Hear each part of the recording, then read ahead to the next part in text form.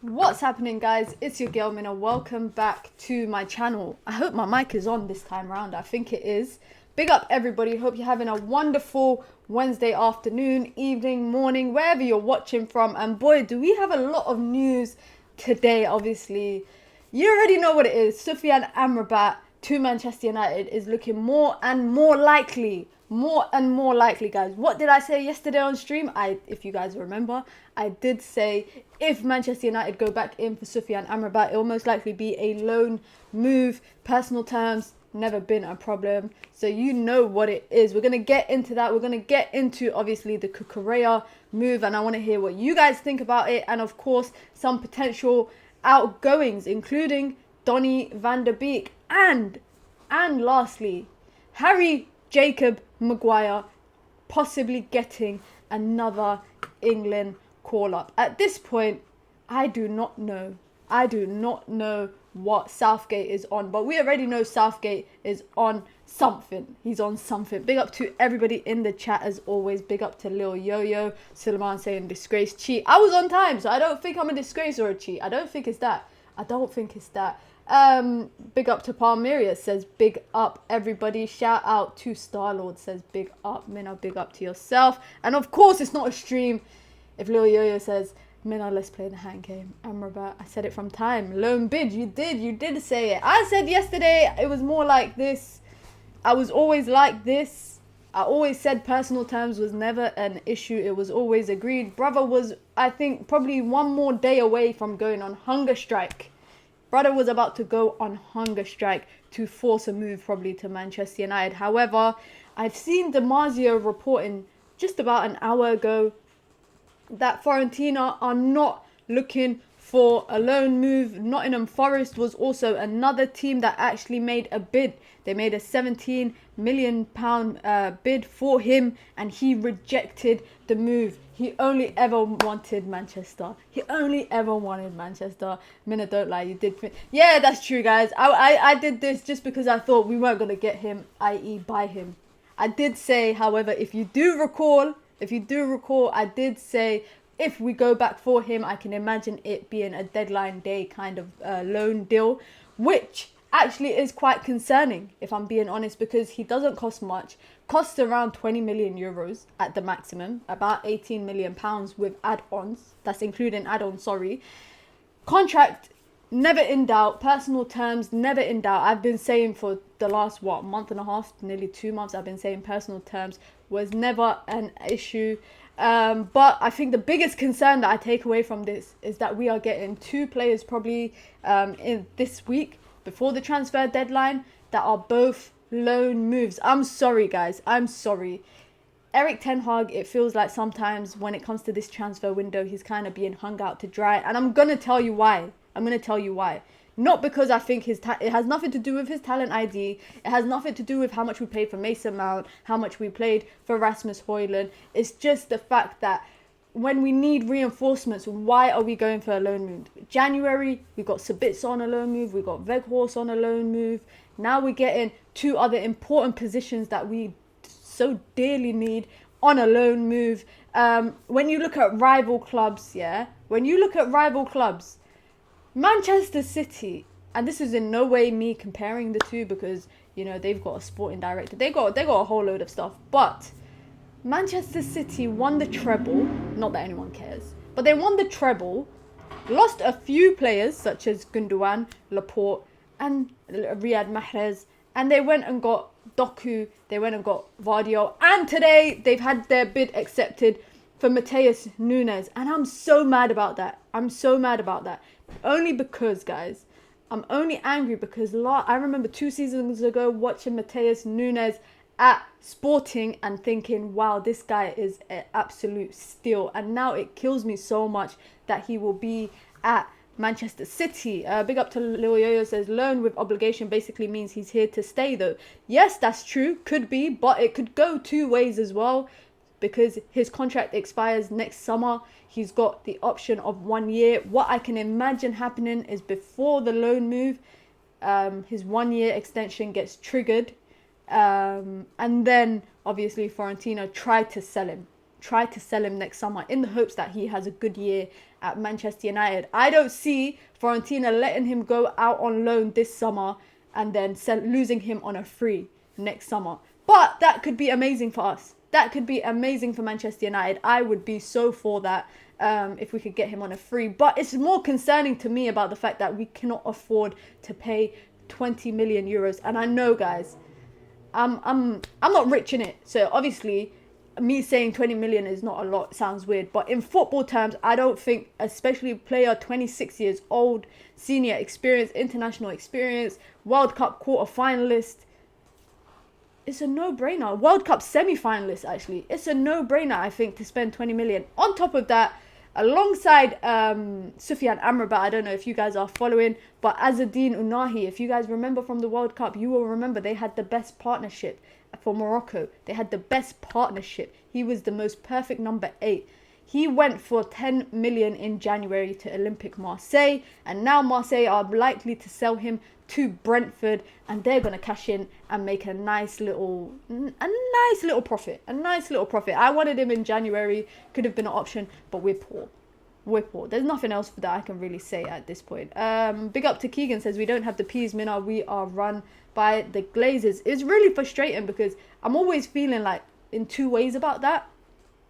The Glazers don't spend money, i.e. they don't spend their own money. They don't invest their own money. The club is, able to generate enough revenue for itself for them to use that as investments. But I feel like on top of that, even if they are spending money, where are we spending it to in the last 10 years? Like I saw a summer window where we brought in Schweinsteiger and Schneiderlin. So random. Like if you could think of all the signings we've had in the last 10 or so years, we've spent a lot of money. We've spent a lot of money on poor signings. So the question at hand is really about the money, but it's also about the standard of the scouting. Obviously, years and years of, Ed Woodwardness, whatever you want to call it, is trying to be undone by Murto and Arnold. But I don't think they helped themselves when Atalanta basically held them ransom. Ajax held them ransom for Anthony. It's kind of frustrating. Big up to Suleiman, says January transfer window all over again. Shout out to Pyramid Scheme, says Eric Ten Hag picked out his own casket when he sound Mount. He can hold that. I don't think Pyramid Scheme is very fond of Mason Mount. I'll say that. Big up to Tabislaw, says big up to Mina and all the minions. I hope you are doing well. I think we will just buy him for 25 million at the end of the year with the loan with an obligation to buy. I think so. I see this signing going two ways. I see it goes amazing for club and for him, both for the club and for Amrabat, and then they obviously extend him and buy him on a permanent deal, or he ends up going elsewhere. He has a great window. He has a great season, and then he ends up going elsewhere. That's how I see it. That's how I see it going. Big up to Koala, says big up Mina, big up everyone. I'm loving the chaos. This is the time of the transfer window, guys, where I think it starts to get a bit worrying. It starts to get a bit shaky, especially, like I said, with all these unknowns about incomings and outgoings. I've actually, over the last, I'd say 36 hours, the Marc Cucurella signing is starting to grow on me. And I'm saying that as a temporary solution. I don't think he'd be our permanent solution, but I can't lie, 7 million for a loan fee. Chelsea must think we're them, because they were crazy enough to pay 12 million for João Felix on a half a season loan. There is no way 7 million should be it. I think United wanted around 3 million, which to me sounds about right. If they're willing to take on his wages, that's a different story. But the Marc Cucurella loan move is starting to grow on me a bit. I think if we can get the Cucurella that was at Brighton, the Cucurella that has something to prove, playing with a chip on his shoulder, I honestly think we might get something good out of him. Bearing in mind that I also feel like Luke Shaw will probably be back like January, February times.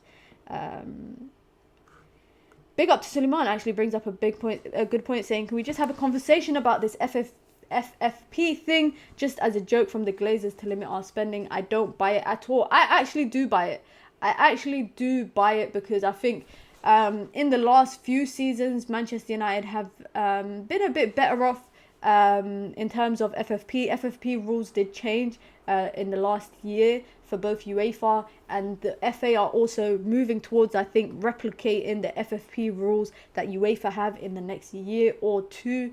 And I think the biggest issue for them, of course, and I'm talking about Manchester United, is over the last couple of years, we've had so many people leave on a free, meaning we've had no sort of reported profit for any players. And the reason why I'm saying that is, like I said, I'll give you Fred as an example. We lost Fred, I think it was for about 12 million. Correct me if I'm wrong, I might be making that number up. But we lost Fred for about 12 million to Fenerbahce or Galatasaray. I think it was Fenerbahce for 12 million. Obviously, because we brought him for 50 million, the way that FFP works now, because we also sold him after the 30th of June, meaning it's the new financial year. Financial year moves from June to the following year. For FFP reasons. Now, in accounting terms, in FFP terms, the only way that I could explain that is that 12 million will be reported as a profit in our financial statement for the year, for the financial year.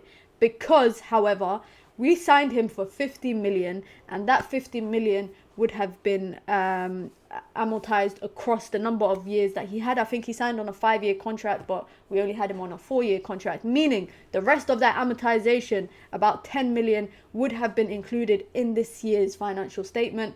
Then, as a result, we basically report a 2 million profit. And I think that's the most important thing when you look at FFP. You have to look at how much the club are reporting in amortization for the year, for the fee that you signed them for initially, and then how much you sell them for. It has nothing to do with wages and salaries, because that is a pure cost that purely goes to the profit and loss statement. It does not go to the company's balance sheet. In this instance, that would go to the assets.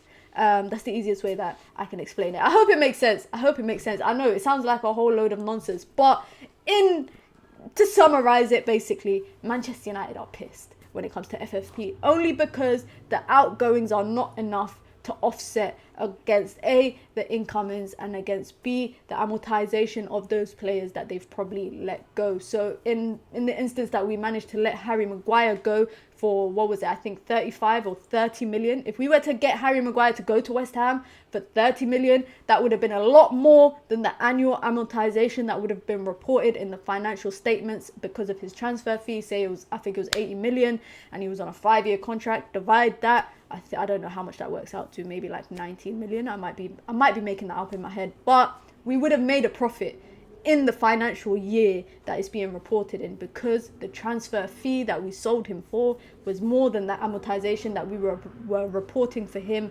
in that year. I hope that makes sense. Now, this club obviously using FFP as an excuse to get around a lot of stuff, when really it's just a result of poor financial planning. However, if you look at the other side of Manchester, they're having issues with FFP. So clearly FFP is something that everybody can get caught up in. That's all I have to say. Manchester United have just planned, I think, poorly, let way too many people go on a free, and as a result, they've had to absorb the full cost of their transfer value, however much they brought them for.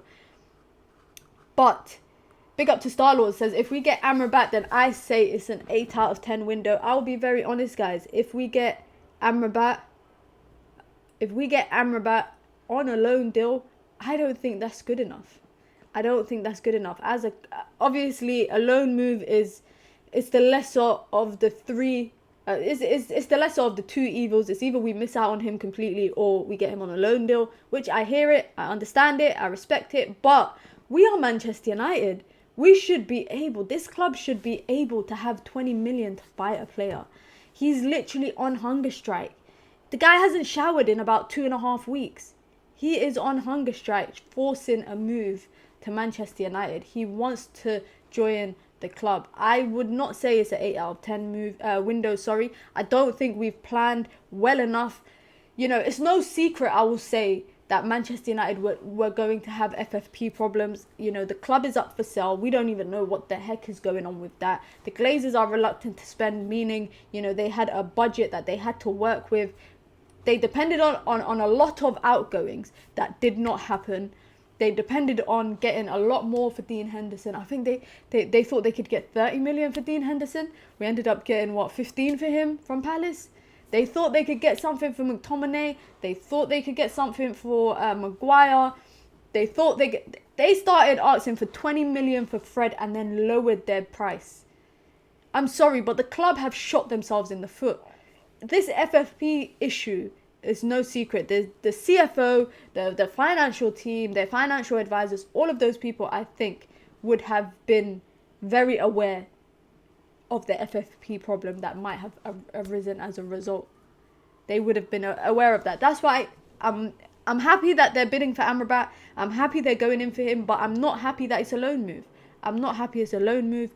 This position, unless it'll be interesting, is Eric Ten Hag counting on Kobbie Mainoo to return from injury, get the opportunity to learn from Casemiro and Amrabat, and then, slot into that next season with Casemiro. But I don't personally see Casemiro staying past, I think this season and maybe next. I will say maybe next season I could see Casemiro staying, but I don't see Casemiro staying until 2027. Big up to the Sirens as always. You know what it is. It's not a stream if there's no Sirens, guys. But I don't know. Let me know what you lot think. I do not see Casemiro staying until his 2027 contract ends.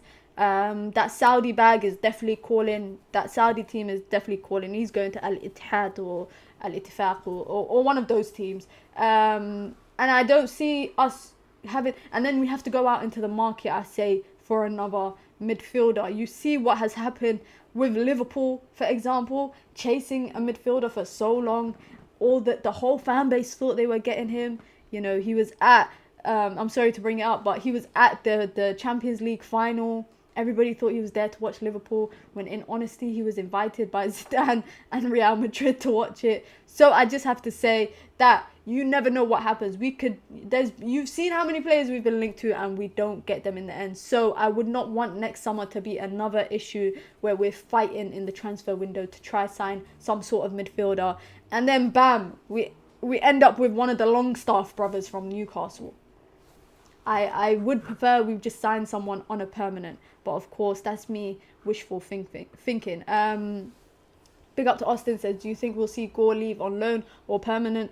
Due to how many have gone so far, I think quite a lot of academy players will go out on loan. Tendon Mengi might be going to Luton. I think the only one that might survive, and I'm saying survive in very in a context that should not be taken out of context. Yeah. I think the only one that will survive will be Hannibal Mejbri. I can't wait to see a Hannibal Mejbri and Cucurella running on the pitch at the same time. And I'm trying to guess who's who. Of course, their hairstyles, they're probably taking hair routines from each other in the dressing room. But I think we'll see quite a few players going out on word. Goodness gracious me. Mount is a shadow of his former self. Hoyge isn't. Haaland struggled for Atalanta. Will be injury prone. Mark my words. United in the mud. Wow. That's a bit harsh. Big up to Suleiman says, I don't think we should sell Scott unless if we bring in both Gravenberch and Amrabat. Yeah, I don't think we should sell McTominay. I've had this stance for a long time. Would have preferred for us to keep Fred, but of course McTominay is a homegrown talent, even though we got Mount as well, so he kind of adds up as a homegrown talent as well. However, I don't think we should sell him because we're just too light in that midfield. We are just too light in that midfield. One injury to Casemiro and we might have... you know what's funny, guys? I don't like to talk about players prematurely as if they've already joined the club. So I'm trying to not say, Casemiro and Amrabat. Because imagine it falls through. Imagine it falls through live whilst we're on stream. Because, during the transfer window, one thing I can say, in the last few days, all I hear is non-stop stuff from...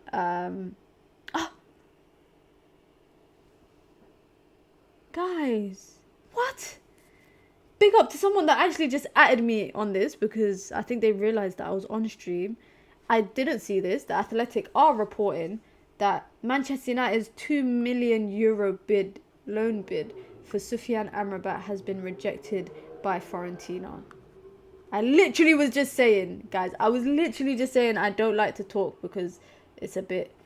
So, The Athletic have reported that United were attempting to structure a deal for the 27-year-old. They approached the club, including a fixed loan fee payable in 1 million installments. That's how broke we are. We can't even pay 2 million up front. We're saying we pay 1 million now and then 1 million in 6 months' time. I know it's only the first set of negotiations, and they're expected... So it's expected for talks between the clubs to continue ahead of Friday's deadline. And Liverpool are now in talks with Bayern over Gravenberch. This is moving just too quick. But let me just finish this part. So Fiorentina's preference is for a permanent sale, while a loan with an obligation to buy is also their option. They value the player at 35 million euros, and Fiorentina turned down the offer on the basis that they would only be guaranteed 1 million euros. Is that how poor we are? Honestly, guys, oh my god, is that how poor we are that we can only guarantee them 1 million euros? That's what we got for Zidane Iqbal. That's literally, sold Zidane Iqbal. I'm sorry, guys, if I'm a bit loud in your ears, but we sold Zidane Iqbal, guys, for 1 million euros, and that's all we can guarantee to Fiorentina for Sofyan Amrabat loan move. This is disgraceful. This is actually a joke. Big up to, who is it? Someone called Peter that actually added me in the tweet, because I was not going to see that because obviously I'm on stream. But this is just annoying. This is just annoying. Split. And they also tried to include a break clause in January, meaning they could send him back on loan. Who's advising this club? Honestly, who is advising this club? And... I should have jumped that Glazer guy when I saw him at the FA Cup final, man. Astaghfirullah. Sorry, guys. Sorry, something just overcame me for a second. But I remember I saw the guy with the ponytail, the one that has the ponytail right here, at the Women's FA Cup final, and he just ran past the media section. He's lucky I didn't 2-foot tackle him. He's lucky I didn't 2-foot tackle him. I'm so annoyed. I am so annoyed by that. I'm going to check if there's obviously going to be... If there's any new news. In new news, I just saw Fletcher's son, two of his sons, holding up Manchester United shirts. So I guess we got new signings there. I don't see why the hell we even went for them in the first place. But honestly, guys, Nottingham Forest bidded 17 million plus add-ons for Amrabat. And we are here saying to them, we'll give you 1 million.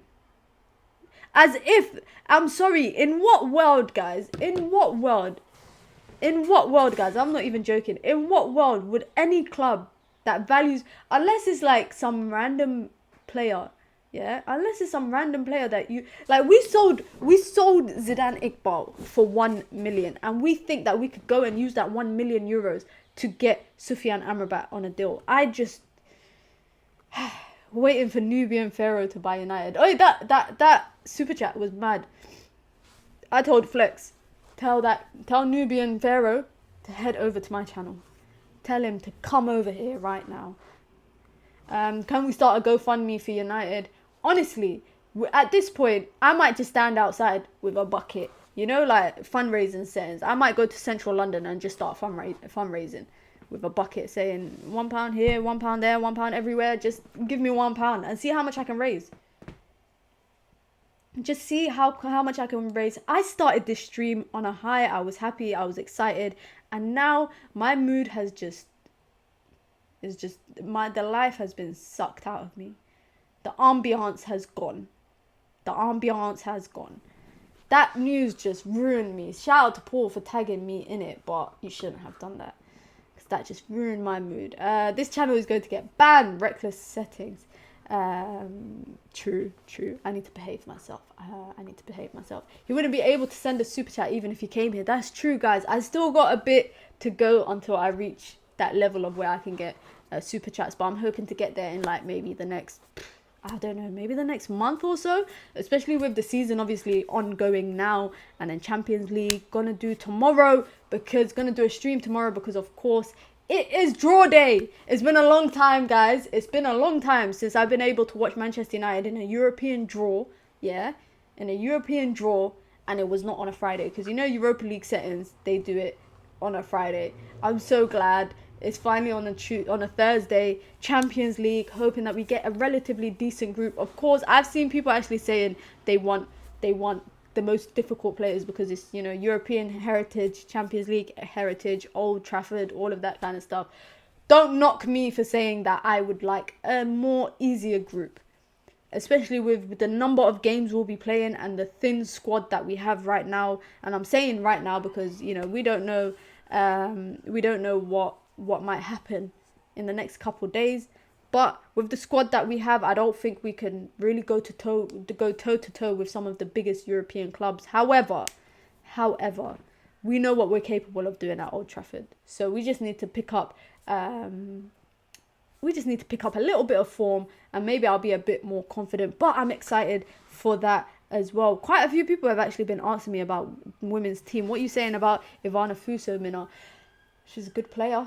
I couldn't imagine seeing her at Manchester United. Sirens again. But Manchester United are actually, you know, seeing as I'm talking about transfer stuff, Manchester United are expected to sign Japanese forward Hinata Miyazawa. If you guys remember from the Women's World Cup, finished with the Golden Boot, highest goal scorer at the competition. Manchester United were linked to Carolyn, the Brazilian forward. However, North Carolina Courage are reluctant to probably let her leave mid-season because the American League does not finish until January. And of course, Manchester United don't want to wait around to get her in January. So instead, they've hijacked a deal, guys. It was nothing. Nothing is better than when your club hijack a deal, but it's even better when they hijack it from Liverpool. Obviously, Liverpool women and Manchester United women, their rivalry isn't as big as the men's side, but rivalry is still rivalry. It trickles down, even all the way to the academy. So she was expected to sign with Liverpool, agreed personal terms, was flying in to England to do her contract and do her medical, and then Manchester United just hijacked it. You know what they said? They said to Liverpool, thank you for paying for the flight, but we will take it from here. Hijacked the deal, offered her more. Of course, she was attracted more to Champions League football at Manchester United, and of course playing with Marc. So that's a move I'm excited for. We will have a Japanese forward not too long to go, and Manchester United are of course making more moves in the window, which I can expect. You guys can expect me to obviously make some videos about it in due time. Of course, I don't see Fuso staying for long. Here's Keegan. She did go out on loan. I don't see her staying for long, especially because she's been out on loan for an entire year. However, if we don't sign another forward, I think she can fight for her spot. Definitely think so. On the topic of course outgoings, back to the men's team, because there's some news today regarding Donny van der Beek. I don't know who Donny van der Beek thinks he is, firstly. But guys, on the topic of actually Gravenberch, because that's another player that we've been heavily linked to in the last couple weeks. Liverpool are in negotiations. Liverpool are in negotiations with Bayern Munich for a permanent signing. You see the difference. You see the club level, guys. You see the club level. You see the club level difference. These are going straight permanent. We are poor. But of course, everyone knows Liverpool got money because they bidded 110 million for Caicedo. Everybody knows they got money. Gravenberch is believed to favour a move to Liverpool over other potential suitors, which includes Manchester United. And Manchester United are thought to be prioritising Sofyan Amrabat. Now, of course, Amrabat, 2 million. I'm just still shocked. Honestly, I am so shocked at them offering 2 million. As it stands, reportedly, Carve from Sky is reporting that Fiorentina won't accept a dead, he didn't say dead, he actually said dry loan, but I'm just saying a dead loan. But they won't accept a dry loan for Sofyan Amrabat, and will only accept if it comes with an option or obligation to buy. On top of that, Manchester United are reportedly looking at signing a forward as well. I don't really know where the hell they're plucking money out from. I do not know where they could be plucking money out from. And, of course, on the topic of Donny van der Beek, don't know who he thinks he is, Big up to him, of course. Disappointed for how his time at Manchester United has turned out. But he's been linked to 2 different loan moves. One with FC Lorient in the French league and one for Serie A club Genoa. Both of them interested in signing him on loan. He's evaluating his options for his next move, and he still has interest from many other clubs. It's not just FC Lorient or Genoa. It's so funny because Sam Lockhurst, if you guys do follow, Sam Lockhurst reported 2 days ago, and I remember someone came into my stream saying that all this English media were saying this stuff about Amrabat, and I was saying, guys, don't worry. But Sam Lockhurst reported 2 days ago that if Sofyan Amrabat leaves, it's highly unlikely that it will be for Manchester United. And fast forward 2 days later, Sam Lockhurst is reporting that Manchester United are working on signing Sofyan Amrabat. Listen, guys, this is why I always say, if something does not come from Ornstein, then please, if it don't come from Ornstein, and even maybe Fabrizio, I'll say, yeah, maybe, don't listen to it. Donny running out of time. He better make up his mind before the deadline. I'm thinking, maybe are Manchester United counting on getting a loan fee for him that they can then use to offset against any other potential loan fees? Because it's crazy to me that they thought a 2 million fee to Fiorentina on a loan deal, and then a 3 million fee to Chelsea on a loan deal for Cucurella. So 5 million in total they thought would get Cucurella and Amrabat in. That's mental. And also, I will say one thing, as the transfer deadline approaches even like closer and closer, clubs will be holding out. Sirens, that's the third time. That is the third time today. But clubs will hold out for even longer, I think, waiting for, whatever their preference is. And in the instance, of course, read that United asking for 12 million loan fee for Donny. Where the hell did you read that? That 12 million for what? 12 million for what? If we're asking for 12 million for Donny van der Beek, I hope they're throwing in an extra player. Because there is absolutely no way that we're lucky if we could get 12 million transfer fee if we were selling Donny van der Beek. If we were selling Donny van der Beek, I'd imagine we could get 12 million for the fee. There is absolutely, there's absolutely no way that we were expecting a 12 million fee, a 12 million loan fee, for that. That's crazy. He has to be trolling. Yeah, Aki is trolling. He has to be trolling. I'm not taking trolling any more serious. Big up to Tabislo. You guys already know what it is. Make sure you like, comment, subscribe. It's the road to 1K, guys. We are getting closer and closer and closer to smoking KG on FIFA. We are getting closer, and I can't wait, because I know there's a lot of people that want him to beat me.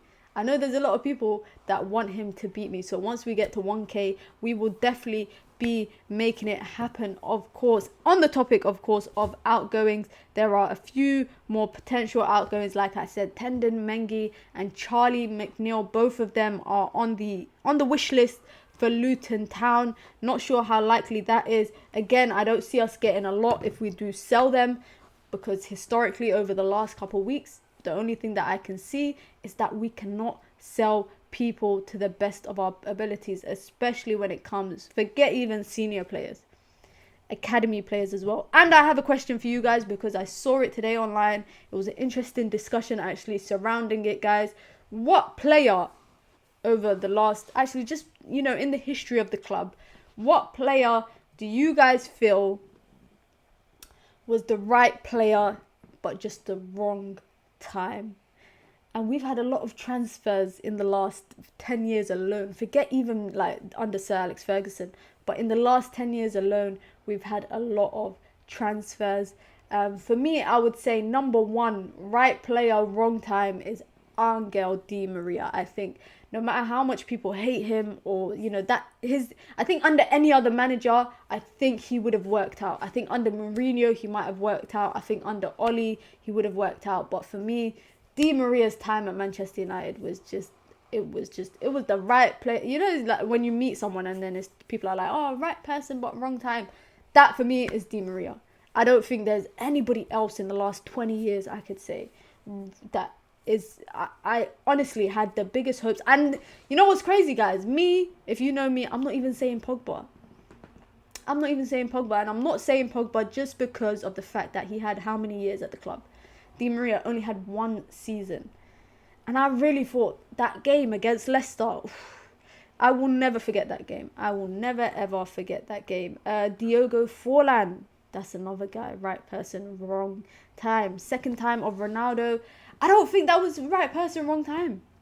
I don't think that was right person, wrong time. I think I just feel like he came. Oh, maybe you're right person, wrong time, because he came at a time when, you know, he had a good first season, and then everything else just went to craps. In that season, obviously we had him. Obviously that season we had him. We had a lot of change. To a new manager, temporary manager coming in, and then a new manager coming in. But I will never forget, guys, and I'm sure you guys won't, is that game. Ronaldo's debut at Old Trafford against, I think it was Leeds.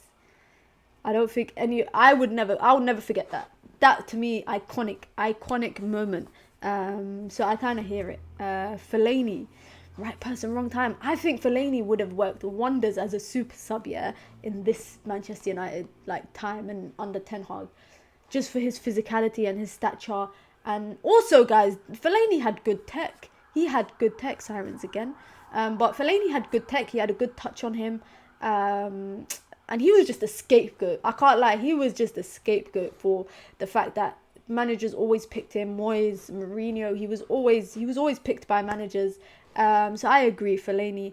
Morgan Schneiderlin. Oh, man. I was so gassed when we got him. Didn't make any sense why we got him. I just felt like that window that we brought him, we were just buying. How many people did we buy? We brought way too many players that window. And I really liked him. I think when he was at Southampton, I thought he was a very cool signing. But let me see. I'm interested to see. Oh, they're not going to let me see it. It was a very random signing, I would say. That was definitely a random transfer window. Another player I would say is Falcao. Falcao, right person, wrong time. He was just injury prone. It's not even right person, wrong time. It's just injury prone. If he was a guy that could stay fit, we would have had a lot. Memphis Depay. Oh, Memphis Depay. He just never hit the expectations that we expected, I think, as a player. He just didn't hit it. Rude Van Nistelrooy didn't want to be second fiddle anymore, so he left. Morgan Schneiderlin, Schweinsteiger. Oh, Schweinsteiger was just the most randomest signing, I can't lie. Schweinsteiger was just a random signing, past his prime. Instead of going to MLS, just came to United. Although when he played, he was pretty decent. He was decent, although he was a bit past it in terms of age, a bit slow. But I think that, for me, Schweinsteiger was just a questionable signing because it just wasn't the right time in his career.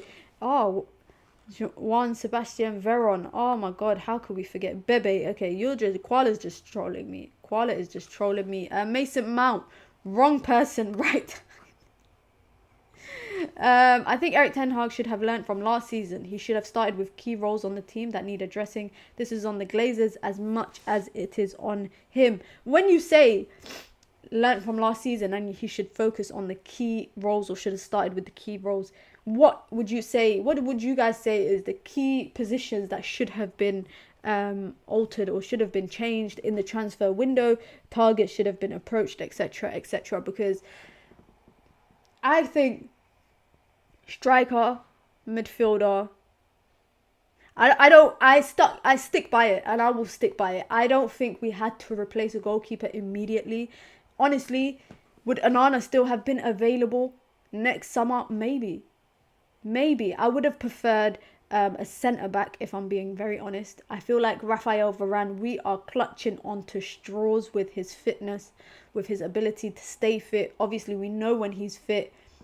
We know what he gives us, but just the fitness is the worry for me. His injury record, you know what it is. I think for me, if, because we did spend big value on these signings, on the 3 signings that we made in the transfer window, I would have gone back and signed a centre-back instead of Onana. As much as I like Onana and I appreciate the value he adds to the team right now, I just feel like he would have still been there next summer. He would have, of course, I think Chelsea, were sniffing around for him as well. But I think a centre-back was clearly the biggest issue. I would say with our forward, I think we should have went for, what's it called? A well-oiled striker. I think we're taking a risk with, I think taking a risk at this stage is too risky. I know the word, I'm saying risky a bit too much, but I think taking a risk was too risky with a young player, a raw player, developing that player. I think we would have been better off going for a well-oiled striker that is guaranteeing you 25 to 30 goals in the league. Forget anything else. 25 goals in the league, I think, would have been guaranteed. We don't know what we're getting with Rasmus Højlund right now. We can predict. I think we can predict what we're getting with him. We can estimate, we can hope, we can pray, but we don't know what we're getting. We do not know what we're getting. And also, if we spent a bit more, we could have gotten another striker. Now, this is all a bunch of ifs, buts, maybes, hypotheticals, all of that. But now that I'm looking back on the transfer window, and I'm looking at also the way other rival clubs have, outright gone out, signed big money signings. They've paid the big buckets. They paid the big cash for the big players. We should have done that. You look at Arsenal, 100 million, Declan Rice. I watched Declan Rice and I'm like, raw. Like, wow. Sorry, for anyone that doesn't speak slang, sorry. I say wow when I watch him because I'm so impressed at what he adds to Arsenal. And maybe it's because I never watched West Ham enough. And obviously in England, his setup is a bit different. But when I watched him, I think it was against Palace, I was like, wow, is this what it's like to have a midfielder that makes himself available, that can progress the ball, that can take the ball from left to right, right to left, can play in that pivot. I was like, okay, that's nice. You look at Chelsea, happily splashing the cash. That man broke the transfer record twice in the space of 6 months. Happily, just... You look at City, losing. They didn't even lose Laporte. They knew they were going to lose him. Went and brought Vardiol. Dropped 80 million on a centre-back. Light work. That's light work to them. Liverpool dropped, 60, 70 million on Sabas Lolai, whatever his name is. Apologies, I'm not sure how to pronounce his name. But they dropped, 60, 70 million on him. Instead, we spent 70 million on maybe he could, maybe he will become this. Or, he's got a high ceiling. Whereas I don't know, please let me know in the chat if you guys agree or if you disagree. I would have preferred us to spend 70 plus million on a complete project, on a finished project. Someone that will give you the best of the best for 2-3 years. Guaranteed goals. Instead, he still hasn't made his debut. And that's not me criticizing him. This is all on the club. This is not on the players that I'm criticizing. This is on the club and the management and the people that, think of the transfer strategy. I saw a leaked, it was like minutes from a meeting. I don't know if it was legit, but it was leaked saying that this was Manchester United's transfer strategy and whatnot. But I still feel like we should have dropped if we were dropping a bag 70 plus million on a striker, it should have been a well-oiled one. Instead, now we just have to hope that Rasmus Højlund hits the ground running. I will support him 110%. Same way I support Mason Mount, and a lot of you guys are against that, but same way I support Mason Mount, same way that I will give them the benefit of the doubt and the opportunity to kind of prove themselves in this season, especially, coming in. We needed a striker, midfielder, defender. It seems like a lot of people saying similar stuff. Centre-back, forward, and centre-mid. Osimhen, Amrabat, Kim Min-jae. In that order. Do you think... I don't think Osimhen would have been an easy transfer, if I'm being honest. I think Napoli would have held out for at least 130 million. At the least, they would have held out for that. De Gea, too costly, though, would cost us games. What can I say? Everyone's got a few mistakes in there. Mina's still fuming with Taremi to Milan. Oi, I'm livid about that. Just because, guys, I wish I could read you a lot of conversation, but I can't for privacy reasons. But He was there on a silver platter, offered to the club for 20. I think it was starting. The club wanted 20 million, but they could get him for 15 if they negotiated well. Yeah, and they added. I think it had a lot to do with like clauses and whatnot. But Taremi guaranteeing you, I would say 15, 20 goals at the least. At the least. Obviously, his ceiling is way more than that in the Portuguese league, but obviously English tax, I'm putting some Premier League tax on that. I would say you'd get 20 goals from him. Fitness, relatively fit. Wouldn't have to worry about AFCON. I know a lot of people are crying about Andre Onana going to AFCON. I don't care, guys, that Andre Onana is going to AFCON. I want him to go and play for his country. Now, my problem is if the club were deceived and they were under the impression that he was never returning to international duty, then that would be an issue for me with Andre Onana, number one. Number two, every player I think has a right to play for their national team. It just happens that AFCON is in the middle of the season because of it clashes with everything else. If they do it in the summer, it clashes with the Euros. Nobody would really watch it.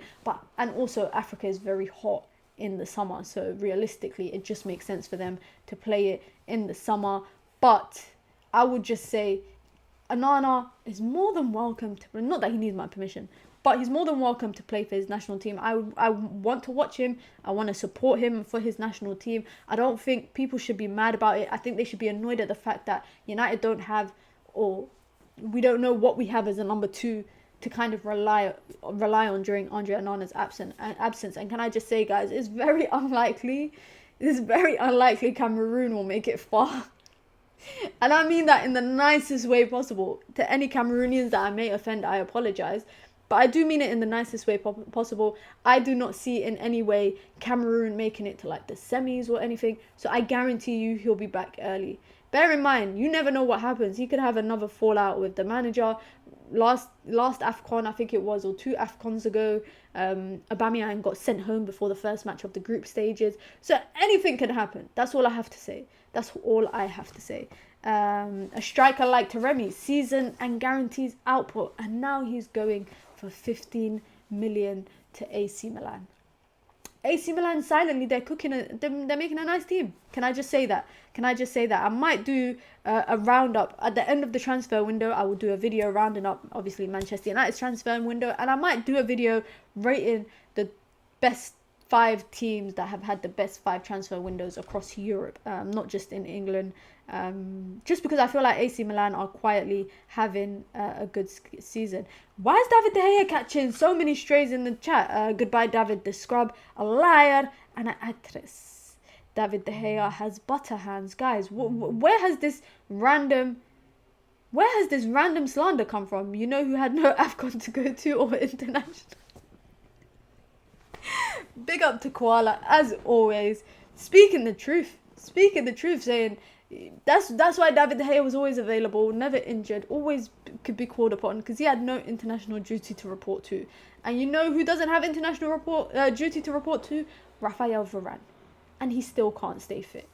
So we should be signing another centre back. Didn't we just sign Fenerbahce's number 1? I think we did. I can't say his name. I don't know how to pronounce it. As you guys already know, I don't know how to be pronouncing names properly here. Taremi is from Iran, who played in the Asian Cup. But doesn't the Asian Cup take place during the season but during international break? Whereas AFCON takes place during its own time. It's not during international break or anything. It happens at, like, I don't think people would be bothered. I don't think people would be wound up or mad if AFCON took place, you know, like if they split it across the September and October or September and November international breaks, because it's 2 weeks, right? And they need 5 weeks for AFCON. So if they split it across 6 months, people wouldn't be mad because it just means every break there would be AFCON games. But then again, that's stupid because that's not a tournament. But it's like Nations League. That's how Nations League works. But the Nation League is stupid itself. That's just another bunch of international games that people have to play in Europe. That there's no, like, I'm seeing people calling themselves Nation League champions. What the hell? What is the Nations League? So, sorry guys, I just went on a tangent there. My bad. Apologies. Big up to Pyramid Scheme says, I'll support Højlund and Onana because I've never seen them play. I've seen enough of Mount. like I said at the beginning, Pyramid Scheme is not a fan of Mason Mount. Big up to True Legion says, Mina, thoughts on Cucurella? I have no thoughts. There is no thoughts to be thunk in my head.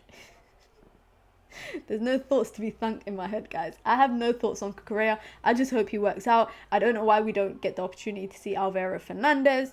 But it's better to have two left backs and then having a third backup option in Diogo Dalot. But I think Alvaro Fernandez is actually still going on loan.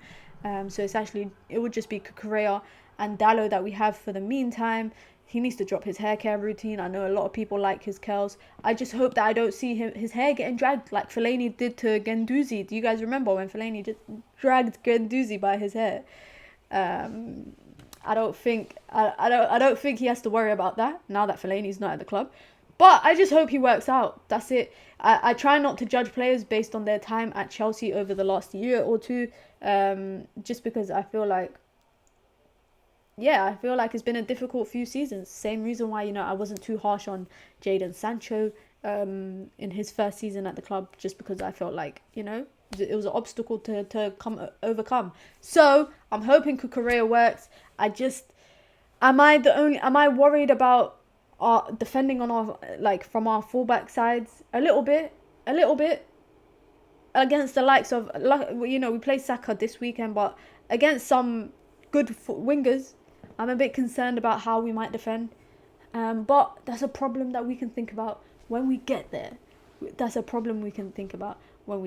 F it. Big up to Keegan says, F it, I'll just come out and say we need a whole new starting 11. Wow. Alright, guys. In this starting 11 right now, how many people has Ten Hag signed? Ten Hag has signed Onana. He signed Martinez. He signed Casemiro. He signed Anthony. He signed Mount. He signed soon Rasmus Højlund. So the only other players that were already there when he came was Luke Shaw, obviously out injured, but even Diogo Dalot. Rafael Varane, obviously out injured. That'll be Lindelof. Aaron Wan-Bissaka. Marcus Rashford. What? Is my maths right? And yeah, okay, so five people. Ericsson, yeah, Lil Yoda says Ericsson, but it's because I'm counting Mount and Bruno. Oh, Bruno is the fifth player that I'm missing. 6 players in this starting 11 that I've just named, the hypothetical starting 11, is the signings of the manager. I will think it's a bit harsh to say that we need a whole new starting 11. We definitely need some new players. I don't know how Bruno and Mount will ever work, especially if we actually get Amrabat. I don't know how it will work, if I'm being honest. It's interesting. I don't know how Bruno and Mount will work. I'm just trying to think. Alongside Amrabat, it's very unlikely they will play together if Amrabat and Casemiro plays. I don't want to get too ahead of myself because, Fiorentina already rejected our first loan bid. So I just don't know how it will work. Is it harsh to say that we need a whole starting 11? I think it's a little bit harsh. I do think it is a little bit harsh. Casemiro was a club signing. Well, it's obvious the manager didn't want him because we were chasing Frankie de Jong for about 2.5 months. I'll say that. We were chasing... The amount of videos I saw that summer of Frankie de Jong, what was it called? Highlights of his game saying, "Welcome to Manchester." And to be honest, guys, I did say you should trust certain reporters when they say stuff, but certain reporters were saying that we agreed a fee with Barcelona and it was just personal terms pending and all of that stuff. So I kind of hear it when you say Casemiro was a club signing, just because I feel like it was a last minute signing, panic signing that we did as a result of those 2 beatings that we took at the beginning of the season. And of course we spent 2.5 months chasing Frankie de Jong. Mina, Sancho in or out? My opinion is in because he is better than Garnacho. I think him and Garnacho are quite different. I think they're both different players. They're different types of wingers. I will be Sancho in for the foreseeable future just because I have such high hopes for him. And he might be another player, guys, that we look back on in 5 years from now or 10 years from now. And we're like, oh, right player, just the wrong time. he came at a time of so much uncertainty. He came a year later than when we actually anticipated him to come. I don't know if you guys remember, we spent a whole summer chasing him, and then we got him the following summer as a result of that. Again, the way the club operates, stupid, because even Bruno Fernandes, we spent a whole summer chasing him, and then we ended up getting him in the January window. Again, frustrating. But I think Sancho, for now, I'm Sancho in, just because this is, I said this at the beginning of the season, this is my last year where I'm supporting him, and I'm not going to say that we need to move away from him. I think he has what it takes to turn it around. We already know what we get with Sancho. We already know what we get. I think we already know what he brings, what he offers, what he can do. We just need him to get to that level. And number one, I think the most important thing is just for his confidence to come back. And in I would say the first game, the first 2 games, he was way better than quite a few players. And he came off the bench. He was way better. So I would say that. So, and also I think it's harsh to say that he's better than Garnacho. I think he's more seasoned in terms of senior experience and whatnot. I think Garnacho is very raw in a lot of his attributes, but they're 2 different type of wingers. So if you play Sancho out wide or you play Garnacho out wide, you're getting 2 different types of players, meaning you will get 2 different type of end results in transition, in attacking transition. I'm foreseeing Sancho back at City with Haaland. I'm Sancho doubt at the moment, but I'ma back him. I hear it. Mina, you think we can win anything this season with such a thin team compared to clubs like Chelsea? We are finished. I'm not sold on Chelsea at all. I don't know what it is. I wasn't impressed. Luton game, that's Luton, but all their other games I've not been impressed. And I feel like with Chelsea it's a combination of so many random players in one starting 11, and I just wonder how is this going to work. But I will say I'm envious of their midfield. I am so envious of their Enzo, Caicedo, Lavia midfield. I'm so envious of that. So if there's one thing I'm jealous of, it's that. Big up to SRK, says Cameroon has Abubakar, Choupo-Moting, Mbeumo and Guissa. They are good, Mina. That's true. They are good. I just don't think their coach is good enough. I just genuinely don't think their coach is good enough. I feel like they should have done a lot better at the World Cup than they did. Big up to Tavislaw, says, I don't understand this Erik Ten Hag hype. Damn. Apparently he's a development manager also. I'm not seeing it. I don't know. Maybe it was because of Ajax. The way that Ajax operated, they operated very much in nurturing players from their academy all the way up to the senior team. In comparison to Manchester United, who I don't think United bring as much players through the academy into the first team in comparison to Ajax. I feel like we spend a lot of time bringing players from the academy, sending them out on loan to get first team experience, taking them on 1 or 2 pre-seasons, and then we ship them off. Whereas in Ajax, how many players of theirs, that Champions League 2019 team, how many players came through their academy? I think it was like De Ligt, De Jong, Van der Beek. Quite a lot of them came through that academy. So I think he actually had no choice but to do that, because that was Ajax's motto. I feel like that was Ajax's strategy. That's how they operate. If anyone knows Ajax, even in the Netherlands, obviously they are one of the biggest clubs for youth development. Their academy is next to none when it comes to that side of Europe. The Netherlands and Belgium and them sides. So I feel like calling Ten Hag a development manager, maybe that was applicable when he was at Ajax. I would say maybe that was applicable when he was at Ajax. But I don't see him giving a lot of academy kids a chance, if I'm being honest. I feel like, and I've said this so many times, I genuinely feel like we will see one player come through the academy every season under Ten Hag that will kind of get rotation, get an opportunity in the first team. We saw it last year with Garnacho. We were meant to see it this year with Kobbie Mainoo, just unlucky to get injured. And I think next year we'll see it in another player as well.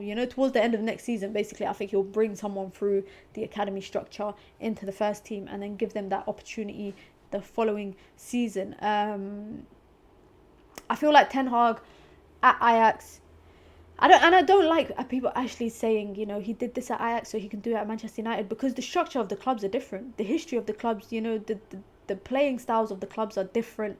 You know, you want a manager to come in with his own print, but you also want it to be United football. Like, a lot of people hated it when Van Gaal was the manager because we were playing with a back five. When did Man United ever do that? You obviously want a manager to come in with his own strategy, but you also want that manager to keep the identity of the club and the history of the club. And I feel like with Ten Hag, he's trying to find that middle point. And when it comes to development, really and truly, right in the last, I'd say Garnacho is really the only player you could say he developed. But even then, Garnacho, we brought him from another academy and gave him an opportunity in the under 21s where he was easily the best player of that year. Is it even far to say that Ten Hag didn't develop him? And this is the year that Ten Hag is actually working with him and developing him. Because last year, I feel like if you see Garnacho, he was obviously young and raw with his talents. But also, one thing I would say is that I feel like he's lost that fearlessness and that's just me judging off 2 games. That's just me judging off 2 games. Is that something that's being coached out of him by the manager? Is that, you know, a strategy that the manager has decided to go down? We will see Ten Hag's development as a manager under players like, you know, Rasmus Højlund and whatnot, in my opinion, because I feel like Rasmus Højlund is a big gamble. I feel like, and I will stick by that, I feel like it's a big gamble. It could go right, it could go wrong. Mina, in my opinion, Garnacho starting a match is a big mistake from Erik Ten Hag's side. I support Erik Ten Hag and he is a billion times better than Oli, but he is hyped and made a lot of mistakes. I think the hype was inevitable, especially with the season that he had, the first year. Nobody expected that. So I think the hype was inevitable. People would hype him up, but I think this, you know, you have to fall before you fly or whatever. I don't know. Maybe I'm just making stuff up. You have to fly before you fall. What kind of saying is that? I literally just made a saying up. I don't care about the men's team. Is Mary Earp staying? Big up for that comment, of course. I assume she is, and I expect that she will be staying. I will be very shocked if United actually do sell her in such short time, especially with, I think the WSL transfer window closes in about 2 weeks. The big part is now negotiations for her extended contract. I think that is the most important part. Big up to Koala saying she's going to show us the pic again. Don't worry, I'm not going to pull up the picture.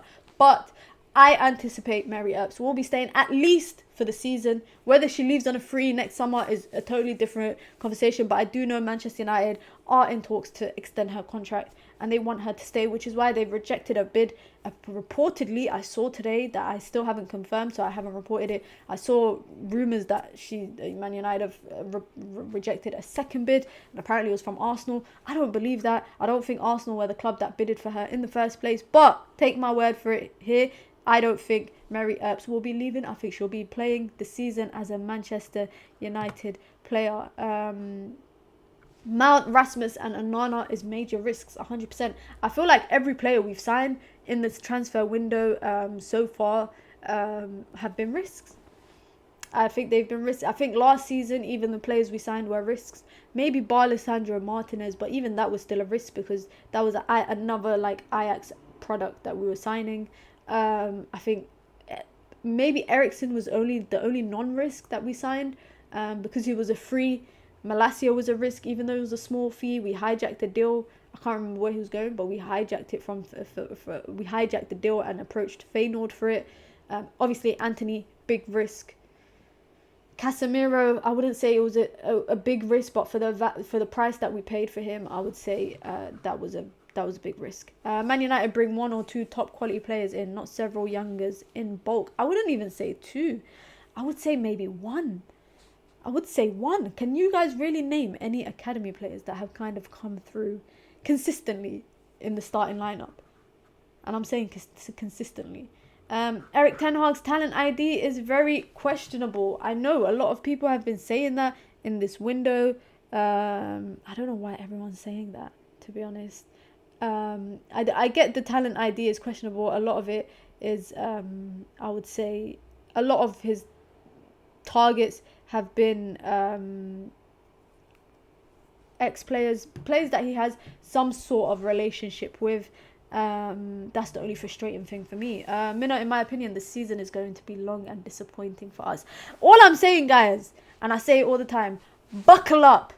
Buckle up. And if there was ever a time that you wanted to get into women's football and start watching Man United women, make it this season, because this season I think is gonna be a roller coaster with the men's team. I think it's gonna be it's gonna be a roller coaster. It's gonna be a whirlwind. It's gonna be emotionally up and down, up and down, up and down. Manchester United women won't be as much like that, but I can't guarantee you it'll be smooth sailing, but it'll definitely be more enjoyable. I could say that for the least, but I do agree with you, True Legion. I wouldn't say it's going to be disappointing, but I do think it's going to be long and it's going to be a roller coaster. Like I said, I said earlier, you have to fly before you die or something like that. You have to fall before you go up, something like that. Basically, you have to, you know, when you're learning how to walk, guys, this is a perfect analogy. As a kid, you know, when you're learning how to walk, you drop a lot and eventually you start walking and then you start running. We have to do that. We have to go through that phase with the manager. That's it. We have to go through the phase. We have to drop a little bit and then get back up. That's it. We have to drop a little bit and then get back up. Toddler settings. Let's just say that. Toddler settings. Mina, can you explain what talent ID is? Some funny phrase.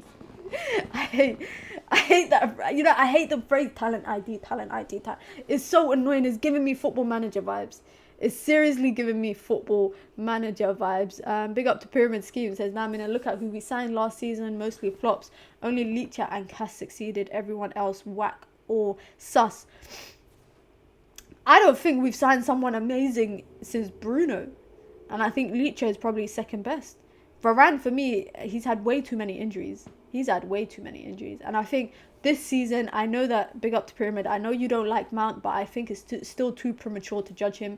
Don't judge him off his time at Chelsea. Judge him at his time at Manchester United. It's a bit hypocritical of me saying that, though, because I be saying to you guys that I believe in Sancho because of how he did at Borussia Dortmund. But technically, if I go off of my own words, I should not be judging him of his time at another club, and I should judge him at his time at my club.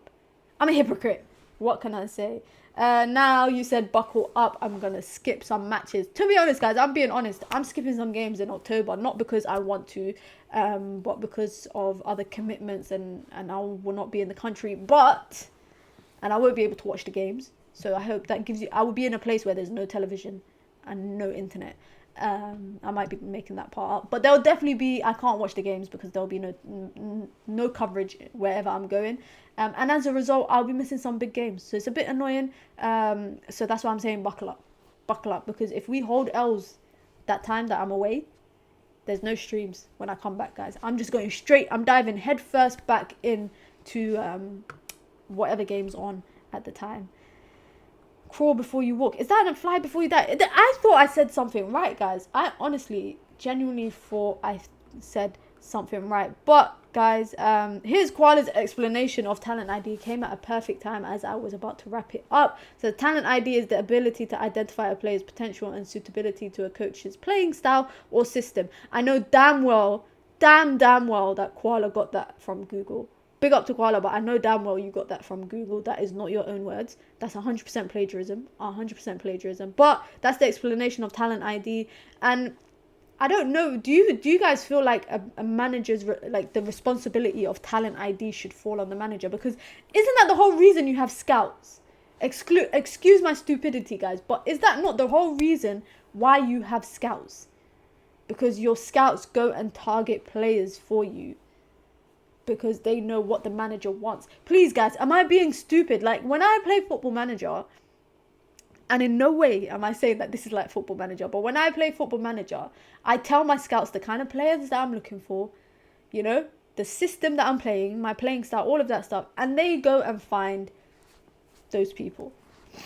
We do have scouts here. Steffi says here, clearly we do not have scouts. I know we do have scouts, because scouts were reportedly at Nice watching Todibo a couple months ago, but clearly I need the job of Man United scouts, guys, because I'm getting paid to do nothing. I need that job. I'm gonna go apply. You know what, guys, I'm going on LinkedIn and I am going to apply. But I feel like managers sole responsibility. It shouldn't be talent ID. They should have the scouting network to let people know, and then obviously they decide at the end what players they go for. Why is a manager having to bring out his phone and go and text I don't know, go and text flipping, not Amrabat, but like go and text Tagliafico and be like, hey stranger, Ten Hag literally rubbing his bald head. He's like, hey stranger, how are you? Like, the manager shouldn't have to do that. It should be the scouts that are literally finding these players for them, and for the manager, because they know what the manager wants and what the manager's looking for and the manager's system and all of that stuff. Like, I don't get that. It doesn't make sense. You ain't stupid, but our scouts are inept. Thank you, Tavislaw, for reminding me that I'm not stupid. I appreciate it. The scouts have been on holiday. They're on holiday, stranded somewhere. You know how, I don't know if you guys know, but in the UK there's been big issues at the airports the last few days. Clearly the scouts have been impacted by these issues at the airports, and they've been unable to return from holiday. They are chilling on an island somewhere in, like, I don't know, Greece. If you have the final say on transfers, you need to have the talent ID. I feel like you need to have the talent ID, but also you should trust what your scouts are bringing you. Your scouts are the ones that are experienced enough. This is their job. To go and scout players. They should be able to. It's like, guys, for example, yeah. I'll give you an example. If you're an accountant, in this situation, I'm an accountant, right? You come to me and you ask me to do your tax returns. You will trust me to do your tax returns because that's my job. I will sign it. I'll do all your tax returns. I'll tell you, sign it. Sign it, and I'm going to send it off for you. You're not going to sit there and go through the entire tax return and be like, ooh, looks like I'm paying too much tax there, because you don't know what the hell you're talking about. I'm the tax specialist. So in the instance of scouts, the manager should be able to trust the scouts because that's their job. That's their job. We have footballing staff, but everyone wants to have a picture of them placing Gonzaga. You can't rely on the scouts. Even in Football Manager, you assign a man with 5-star potential, then boom, he's only got 4-star. The humanity. Listen, I would rather have a player 5-star, yeah, that has 5-star potential and only ends up being 4-star, than signing a player that has 5-star potential and they're 1-star. To be honest, Eric didn't want Ralph. Maybe he wants things his way. He does give me dictator vibes. I can't lie. Ralph, Eric Ten Hag does give me like my way or the highway. I wonder if he was the only child, or the youngest in his family. Let me check, because he gives me younger sibling vibes. He gives me actually older sibling vibes. He gives me older sibling vibes or only child vibes. It's there's not really much about his family online. Not that I'm a stalker or anything, but I want to know how many siblings he has. I would like to know how many. Well, he's got daughters. Oh, he's got brothers, Michael and Rico Ten Hag. Not much known about them. But yeah, there's not really much known about them. Yeah, though I can't give you much, but he does give me like older brother vibes. That's why it's his way or the highway. Big up to Leo, says nope. Eric Ten Hag can notice a good player but cannot notice all the globally available good players. It's the job of the scouts to bring a list of talents. I totally agree. Big up to Abdi Nasir, says Mina, I send you greetings. I send you those same greetings back. Big up to Abdi Nasir. I'm heading to Birmingham next week. The airport's better been working. I'm so sorry you have to go to Birmingham. Klopp wanted Götze and Brandt. He got Mane and Salah. Arteta wanted Mount. He got Havertz. I don't know why he got Havertz in the first place. It don't make any sense to me. Havertz going to Arsenal, like, and I like it because Arsenal fans are having meltdowns about it, and they hate him so much. So I enjoy it, but that makes no sense to me. You can't trust no one these days. I sacked my accountant and I do my taxes myself. Just don't pay taxes, guys. Tax is a scam. It's a scam. What the F? Mina psycho analyzing Eric's bald head. No, sometimes you have to, guys. It's not in a bad way or anything, but you have to, in order to truly understand somebody's behavior and someone's characteristics, you need to know their background and their upbringing. Like, you can tell a lot about someone when you figure out the fact that, you know, they're an only child. You can figure out when you find out they're the younger sibling, middle sibling, oldest sibling. You can tell a lot, I feel like you can tell a lot about someone when you know all these stuff, which is why I'm saying Erik ten Hag gives me, because he gives me strict vibes, my way or the highway. He gives me dictator settings. I think he is the oldest out of his siblings. I think he's the oldest out of his siblings, which is why the authority, he's got the authority. He likes things to be done a certain way. Anyone who has older siblings or has, you know, if you look at your family and look at whoever is the oldest child, then you know that that person has these traits, basically, that I'm listing with Ten Hag. I saw a video of young Ten Hag questioning Cruyff's football principles. That video was hilarious. Guys, I've gone on a crazy tangent, been more than an hour, enjoying myself way too much to actually wrap the stream up. But as always, it's the end of the stream right here. Big up to everyone for stopping by. Of course, tomorrow we have I think it's a preview. I know what it is. It's a preview of Manchester United versus Arsenal with a special guest. So make sure you guys check out that video when it drops tomorrow evening. On Friday, we will have, what do we have? We're going to have a Friday Night Lights at 7 p.m. as per usual, where we'll be talking about the Arsenal game, transfer deadline day streams throughout the day, including the last hour or so.